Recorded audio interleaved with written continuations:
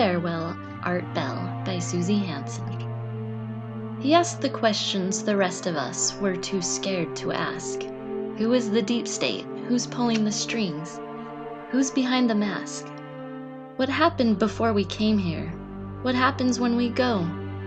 The answer to the last one, he has sadly come to know. If he could only broadcast now, what knowledge would he share? Would you tune in, late at night, for one last final scare? Coast to Coast AM with Art Bell introduced me to the very idea of conspiracy. Listening to his deep, gravelly voice that sounded far away on my fuzzy clock radio was how I learned the government, my government, didn't always have my best interest at heart. Never had. My love for rabbit hole politics and all things paranormal stems from two sources. A terrifying TV special I watched when I was 7 years old called UFO Cover-Up, and Art Bell. While UFO Cover-Up alarmed me beyond words and led to my long-term childhood insomnia, the discovery of Art Bell was soothing. I knew that I wasn't alone in my fears and curiosity. Of course, often the content of his shows was quite frightening as well, but knowing he was brave enough to confront these issues, ask the questions, and open his mind to unexplained phenomena made me feel better about the unknown. Mr. Bell, I'm sorry that you have left the mortal realm, but I can't help but smile, knowing you're finally getting all the answers to life's mysteries.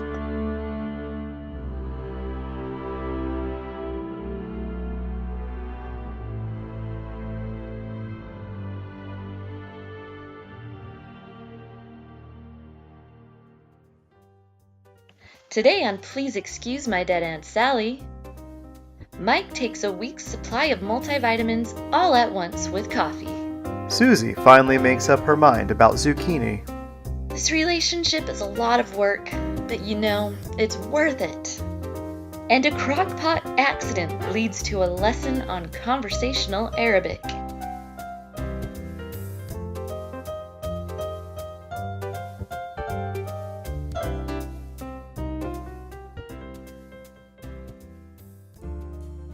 Well, Susie, I'm very excited to announce that we've activated the listener call-in line. Woo! Yeah, so now folks can go to the Instagram page at Please Excuse My Dead Aunt Sally and click the call button, leave a voicemail. We can play it on the show and answer. Well, I look forward to hearing what our listeners have to say. Yeah, well, we already got our first voicemail. Would you like to hear it? Yeah! Too bad. It's just 4 minutes of some guy shouting faggot. Dad, stop calling in. This is exactly why we can't do nice things. Oh. So in the spirit of new things, how about we introduce a new segment? Ooh, I like the sound of that.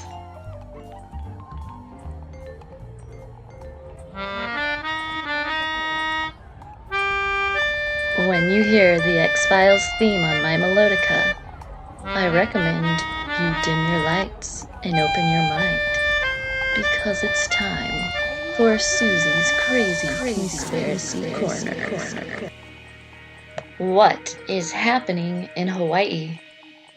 DailyMail.co.uk reports that a series of eerie trumpeting sounds coming from the skies over Pahala, Hawaii have scientists perplexed, Christians excited, and conspiracists nodding their heads knowingly. Are these strange, screeching tones the sound of the seventh angel blowing on a trumpet to announce the rapture and the rapidly approaching apocalypse? Or are they simply the echoes of a tidal wave or methane explosion? Well, we conspiracists know anyone who believes either of the previous theories is a silly banana. It's obvious to me that the sound is wind rushing out of an enormous underground reptilian tunnel, as it is opened by an overhead drone operated by the Bogdanov twins. Similar sounds have been recorded over the past few years in Canada and other parts of the world where reptilians are known to come and go from their tunnels unchecked by any of Earth's authorities. What isn't known is why the Bogdanov twins would be in cahoots with the reptilians. What are they working on? What are they hiding? For more on the Bogdanov twins, tune into next episode of Susie's Crazy Conspiracy Corner. Good night, and keep watching the skies.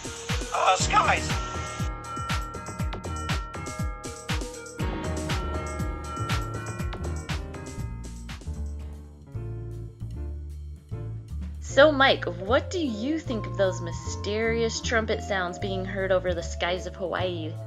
I'm gonna assume it's some jerk with their cell phone turned up too loud and an obnoxious ringtone getting messages.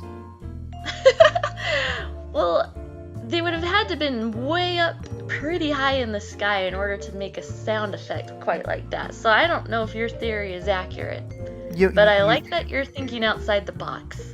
You think so, but I heard the features on that new iPhone 10 are just out of this world.